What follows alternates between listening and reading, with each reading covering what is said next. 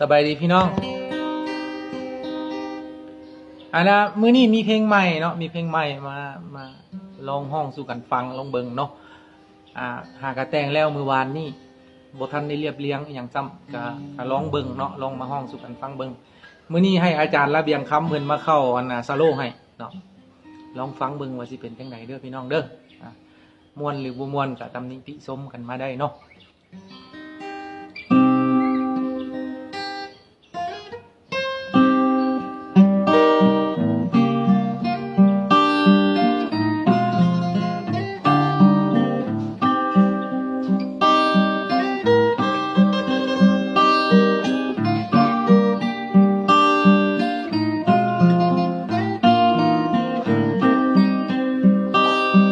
น้องเอ๋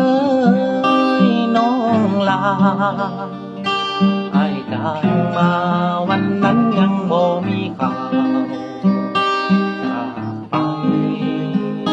สุดใจเหงาหักสองเฮาจมลง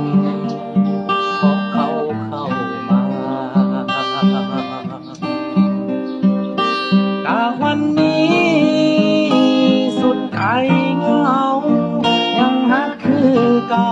ยังเฝ้าฮักนางเป็นจังใดความฮักครั้งใหม่เขาเอาใจใส่เขาให้ฮักนางคือฝากใจอ้างว้างให้นางสามใจกลับมาเดินลากลับคืนมาหาอ้ายผัวใจแท้เก่าจากความหักออกจากความเหงา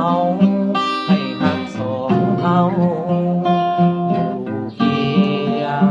ตลอดกาล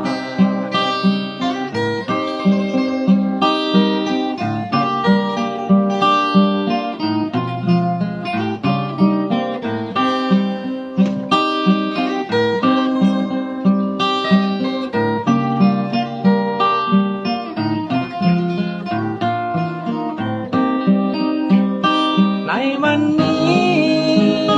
สุดใจเหงายังฮักคือเก่ายังเฝ้าฮักนางเป็นจังใดความฮักครั้งใหม่เขาเอาใจใส่เขาให้ฮักนางคือฝากใจ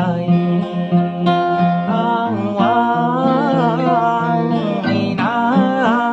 งสามใจกลับมา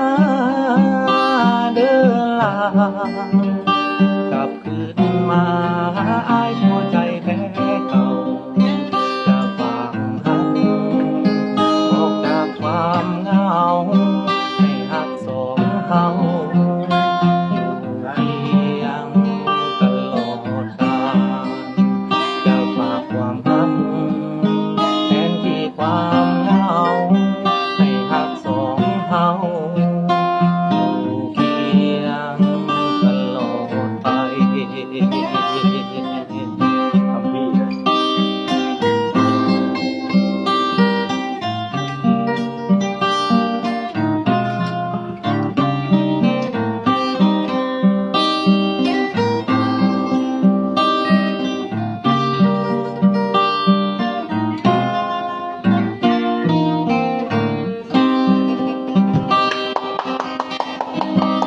จบลงไปเนาะพี่น้องเนาะชื่อเพลงว่า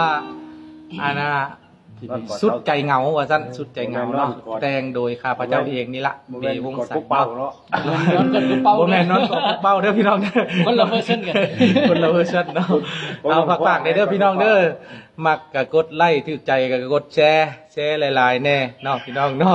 เป็นกำลังใจให้พี่น้องเฮาเนาะเป็นกำลังใจให้กันและกันเด้อพี่น้องเด้อคนละอาจารย์กด